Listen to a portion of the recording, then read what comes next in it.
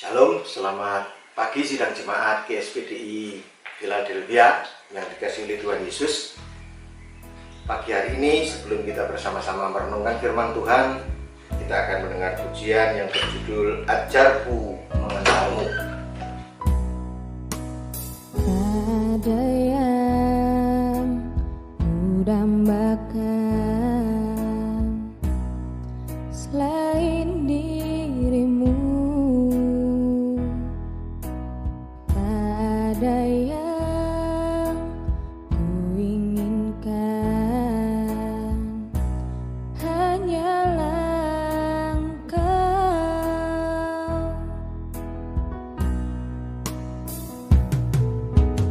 Tak ada yang kudambakan selain dirimu, tak ada yang kuinginkan, hanyalah Engkau.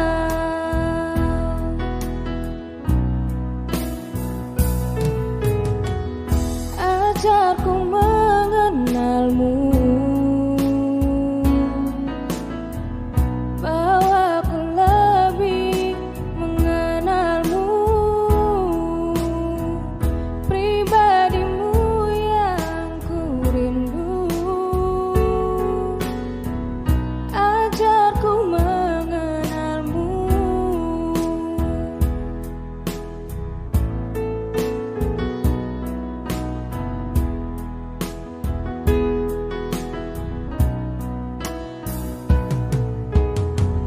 Aku ingin tinggal dengan pelataranmu. Aku ingin lebih dalam di hadirat-Mu.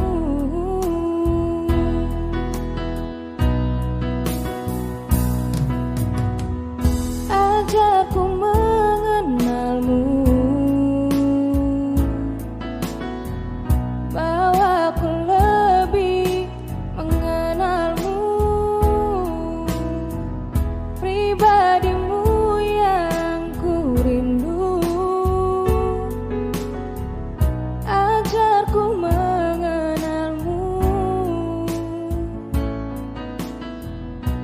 Sungguh Tuhan, kami berterima kasih atas berkat yang Engkau limpahkan kepada kami sepanjang minggu ini ya Tuhan. Dan sungguh kami mengucap syukur tanpa hentinya karena kasih setia-Mu ya Tuhan. Dan sebentar kami akan mendengarkan firman-Mu ya Tuhan melalui hamba-Mu. Engkau berkati hamba-Mu yang akan menyampaikan firman. Biarlah firman yang Engkau sampaikan melalui hamba-Mu ini menjadi berkat bagi kami ya Tuhan, dan menjadi pengingat akan kasih setia-Mu ya Tuhan yang tulus kepada kami setiap harinya. Terima kasih Tuhan untuk penyertaan-Mu. Kami siap untuk mendengarkan firman-Mu di dalam nama-Mu Yesus Kristus. Haleluya. Amin. Baik Bapak Ibu dan saudara yang dikasihi oleh Tuhan Yesus, pagi hari ini kita akan bersama-sama merenungkan firman Tuhan. Sepanjang minggu ini kita akan memperingati 3 peristiwa besar. Yang pertama, minggu ini adalah merupakan minggu Palem, di mana Yesus disambut dengan suasana yang meriah ketika memasuki Yerusalem. Dan kemudian Jumat Agung, di mana peristiwa sengsara dan kematian Yesus di kayu salib. Dan minggu depan kita akan memperingati Paskah, hari kebangkitan Tuhan Yesus. Nah, renungan pagi hari ini saya memberi judul Mengenal Dia dan Kuasa Kebangkitannya. Nats yang kita akan renungkan pagi hari ini ada diambil dari Filipi 3 ayat 10 sampai yang ke-11 yang berbunyi demikian. Yang ku kehendaki ialah mengenal Dia dan kuasa kebangkitannya dan persekutuan dalam penderitaannya, di mana aku menjadi serupa dengan dia dalam kematiannya, supaya aku akhirnya beroleh kebangkitan dari antara orang mati. Paulus di sini menjelaskan perubahan yang terjadi pada dirinya setelah ia mengenal Kristus dan kuasa kebangkitannya. Pada saat ia membawa misi untuk menghancurkan, menganiaya, menangkap dan menjebloskan ke penjara pengikut Kristus, dalam perjalanannya menuju ke kota Damsyik, Yesus menyatakan dirinya kepada Saulus. Kita bisa membaca itu dalam Kisah Para Rasul yang ke-9 di ayat 3-5. Dan di sana dikisahkan bagaimana Saulus dengan getol, dengan semangat yang berkobar-kobar minta kepada mahkamah agama untuk memberikan surat untuk melakukan misinya. Tetapi di tengah jalan, ketika menjelang masuk ke kota Damsyik, dia mengalami perjumpaan pribadi dengan Yesus, di mana Yesus menampakkan diri dan kemudian menanyakan kepada dia, "Saulus, Saulus, mengapa engkau menganiaya aku?" Dan inilah momen terjadinya pertobatan dirinya Saulus, yang kemudian akan mengubah seluruh jalan hidupnya, di mana dahulu dia adalah orang yang jahat, tetapi kemudian bertobat. Dulu dia adalah seorang ahli Taurat dan Farisi yang begitu keras, menjadi rasul yang lembut. Nah, mari kita akan melihat bersama-sama bagaimana mengenal dia. Bapak, Ibu, dan saudara dikasih Tuhan Yesus, saya percaya bahwa pengenalan kita akan Allah akan sangat mempengaruhi jalan pikiran dan tindakan-tindakan kita dalam kehidupan ini. Orang yang tidak mengenal Allah akan menjalani kehidupan yang bertentangan dengan kebenaran Allah. Seberapa besar pengenalan kita akan Tuhan, maka sebesar itulah kita dapat berpikir, beriman, dan mengalami kuasa Tuhan dalam hidup kita. Di dalam Efesus pasal yang ke-1 ayat 17-19, di sana dijelaskan, dan meminta kepada Allah Tuhan kita Yesus Kristus, yaitu Bapa yang mulia itu, supaya ia memberikan kepadamu roh hikmat dan wahyu untuk mengenal dia dengan benar, dan supaya ia menjadikan mata hatimu terang, agar kamu mengerti pengharapan apakah yang terkandung dalam panggilannya, betapa kayanya kemuliaan bagian yang ditentukannya bagi orang-orang kudus, dan betapa hebat kuasanya bagi kita yang percaya sesuai dengan kekuatan kuasanya. Bapak, Ibu, dan saudara dikasih oleh Tuhan, kita perlu mengenal dengan benar siapakah Yesus itu. Ada dua contoh di dalam Alkitab tentang pengenalan akan Yesus. Contoh yang pertama adalah bersama-sama tetapi tidak mengenal. Nah, peristiwa ini terjadi ketika Yesus mengajak murid-murid untuk menyeberangi danau. Dan dalam perjalanan itu Yesus tertidur di perahu. Sementara kemudian terjadi angin ribut dan ombak yang begitu besar, dan air mulai masuk ke dalam perahu. Murid-murid yang ex-nelayan dengan pengalaman yang cukup hebat ternyata tidak sanggup mengatasi badai itu. Lalu mereka membangunkan Yesus. Dan apa yang terjadi? Yesus kemudian menghardik angin ribut itu dan danau supaya menjadi tenang dan teduh. Dan luar biasa, angin betul-betul kemudian menjadi reda, dan danau itu oleh Alkitab dicatat menjadi teduh sekali. Dan apa yang terjadi setelah kejadian itu? Ternyata murid-murid juga kemudian mengalami ketakutan, dan mereka satu sama lain berkata, "Siapa gerangan orang ini sehingga angin dan danau pun taat kepadanya?" Murid-murid yang sudah menyertai Yesus dan melihat banyak mujizat yang dilakukan dalam pelayanannya Yesus, ternyata belum sepenuhnya mengenal Yesus yang bersama-sama dengan mereka.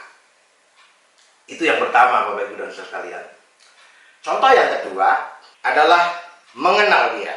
Ada seorang perempuan yang sudah 12 tahun sakit pendarahan dan dia sudah berobat kemana-mana, hartanya sudah habis, tetapi kondisinya tidak semakin membaik, tetapi malah semakin memburuk. Dan ketika dia mendengar bahwa Yesus datang, maka kemudian dia berjumpa untuk bertemu dengan Yesus. Dan melalui perjuangan yang ekstra keras, yang begitu sulit bagi dia, dalam kondisi sakit, harus berdesak-desakan dengan orang banyak yang berkerumun, yang mengelilingi Yesus. Tetapi perempuan ini tetap berjuang. Karena apa? Karena dia sudah mendengar berita-berita tentang Yesus. Kita bisa melihat di dalam Markus pasal 5 ayat 25-29. Di sana dia mendekati Yesus dari belakang dan kemudian menjamah jubahnya. Karena apa? Sebab katanya, asal ku jamah saja jubahnya, aku akan sembuh. Bapak, Ibu dan Saudara yang dikasihi oleh Tuhan Yesus, di sini kita melihat bahwa ketika mendengar berita-berita itu, perempuan itu berpikir, beriman, lalu melangkah, bertindak, dan dia kemudian mengalami kuasa Tuhan. Yang berikutnya, Bapak, Ibu dan Saudara yang dikasihi oleh Tuhan Yesus, di dalam kita mengenal dia dan kuasa kebangkitannya, kita perlu memahami dan mengerti pengharapan yang kita miliki di dalam Yesus, supaya kita mengalami kekuatan dari kuasanya. Firman Tuhan yang tertulis atau Alkitab bagi kita di zaman modern ini menjadi sarana bagi kita untuk mengenal dia dengan benar, dan pernyataan Roh Kudus yang kita terima memberikan hikmat bagi kita untuk mengenal dan mengalami kuasanya yang hebat itu. Jadi kita akan bisa mengenal Yesus dengan baik, dengan benar, adalah melalui firman yang tertulis atau Alkitab, dan dengan pernyataan atau pimpinan Roh Kudus yang menyertai kehidupan kita. Dua hal itu akan membantu dan menolong kita untuk mengenal Yesus dengan benar. Bapak, Ibu dan Saudara sekalian, kita perlu melihat lebih jauh lagi pengharapan apa yang terkandung dalam panggilannya. Bapak, Ibu dan Saudara serta saya itu mendapat panggilan dari Tuhan, dan kita sudah menanggapi dan meresponinya dengan percaya dan menjadi pengikut Yesus. Tetapi kita perlu tahu pengharapan apa yang sesungguhnya terkandung dalam panggilan kita. Ada 4 hal yang mau saya bagikan kepada Bapak, Ibu dan Saudara sekalian. Pengharapan yang terkandung dalam panggilan kita ketika kita menjadi orang percaya. Yang pertama, kita akan dibangkitkan. 1 Tesalonika 4 ayat 16 menjelaskan kepada kita bahwa mereka yang mati dalam Kristus akan lebih dahulu bangkit. Ini adalah jaminan bagi kita semua, Bapak, Ibu, Saudara sekalian. Karena Yesus bangkit dan sudah mengalahkan maut, maka kematian tidak akan berkuasa lagi atas kita. Kita akan dibangkitkan ketika Yesus akan datang kali yang kedua. Kita semua yang meninggal di dalam Tuhan akan lebih dulu bangkit. Yang kedua, kita dijadikan ciptaan baru. 2 Korintus 5 ayat 17 mengatakan, jadi siapa yang ada di dalam Kristus, ia adalah ciptaan baru. Yang lama sudah berlalu dan yang baru sudah datang. Bapak, Ibu, Saudara sekalian, kita bisa melihat ini dalam kehidupan Saulus yang berubah menjadi Paulus. Benar-benar menjadi sesuatu yang baru, yang berubah total. Nah, seharusnya begitu juga yang terjadi dalam hidup kita. Ketika kita meresponi, menanggapi panggilan Allah, ketika kita menjadi orang percaya, maka kita adalah ciptaan yang baru. Yang ketiga, penyertaan Tuhan sampai akhir zaman. Ini adalah janji Tuhan yang luar biasa dalam hidup kita, Bapak Ibu sekalian.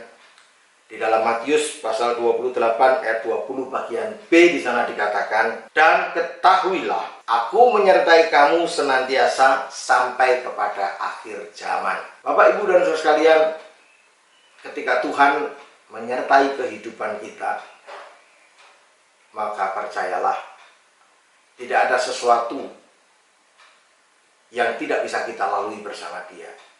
Sama seperti ketika peristiwa angin ribut melanda perahu murid-murid ketika mereka menyeberang danau. Ada Yesus di sana, dan kita bisa melihat betapa hebat kuasanya sehingga angin ribut pun reda dan danau itu menjadi teduh sekali. Dalam hidup kita, persoalan, masalah, kesulitan apapun, percayalah dan yakinlah kita tidak sendiri. Karena Allah adalah Allah yang Immanuel, yang menyertai kehidupan kita.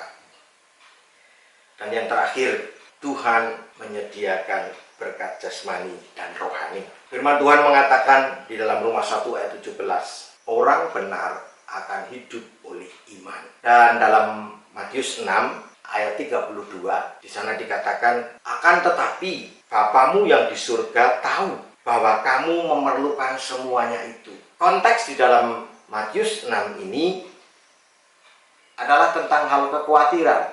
Di sana digambarkan, dijelaskan, banyak orang atau banyak bangsa-bangsa mencari dan khawatir tentang hal itu.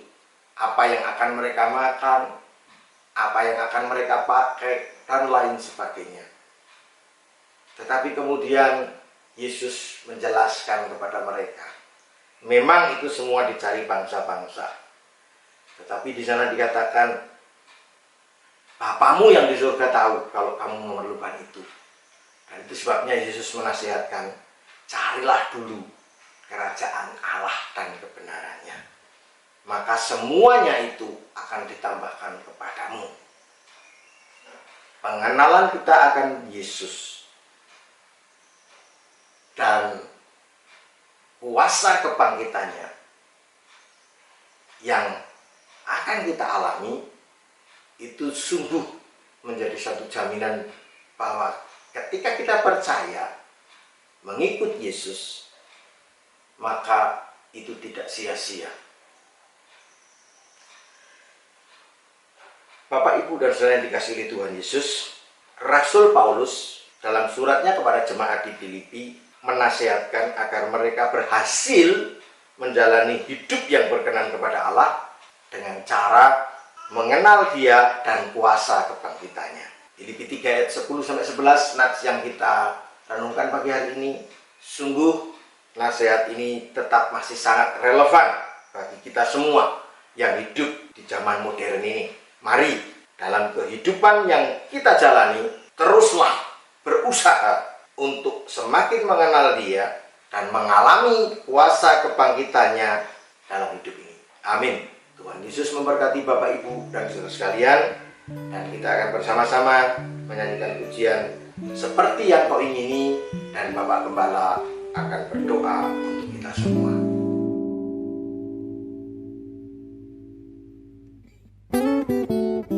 Bukan dengan barang fana Kau membayar dosaku, dengan darah yang mahal, tiada noda dan celah. Bukan dengan emas perak Kau menebus diriku,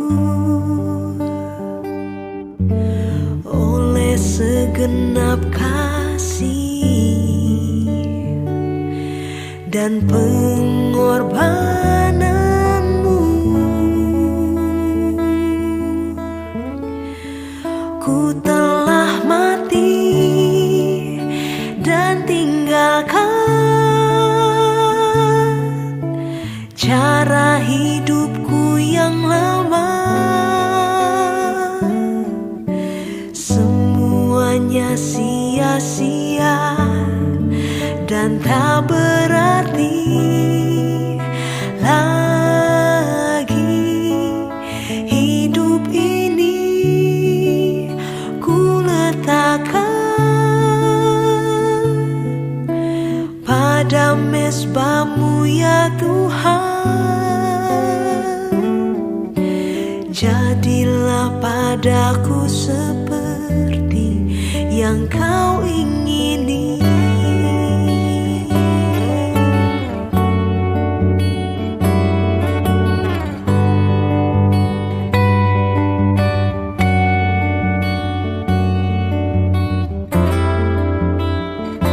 Tuhan, setelah kita mendengarkan firman Tuhan, mari kita sama-sama tundukkan kepala berdoa, dan kiranya firman Tuhan boleh menguatkan kita sekalian. Mari kita berdoa. Bapa di surga, terima kasih untuk firman-Mu, memberkati hamba-Mu yang telah menjadi saluran berkat bagi kami. Berkati seluruh jemaat-Mu yang telah mengikuti ibadah online ini. Tuhan juga yang melawat mereka masing-masing dalam rumah tangga mereka. Tuhan memberkati, usaha pekerjaan juga diberkati oleh Tuhan. Kekuatan kesehatan juga adalah jaminan di dalam Tuhan. Bahkan mereka yang sedang dalam keadaan kondisi lemah, bahkan juga dalam pemulihan, kiranya kesembuhan dari Tuhan yang sempurna boleh memberikan jamahan kesembuhan kepada setiap jemaat-Mu. Terima kasih Bapa di sorga, terpujilah bagi Engkau kekal selama-lamanya. Terima kasih untuk apa yang sudah dilakukan semua yang terlibat dalam pelayanan ini. Berkat Tuhan tercurah atas mereka semua. Di dalam nama Tuhan Yesus Kristus. Dan mari Bapa, pedangkanlah tangan-Mu, turunkanlah kiranya berkat-Mu atas kami sekalian. Demi nama berkat Allah Bapa, Putra dan Roh Kudus, dalam nama Juru Selamat kami, Tuhan Yesus Kristus, kami berdoa dan mengucap syukur. Haleluya. Amin. Tuhan Yesus memberkati.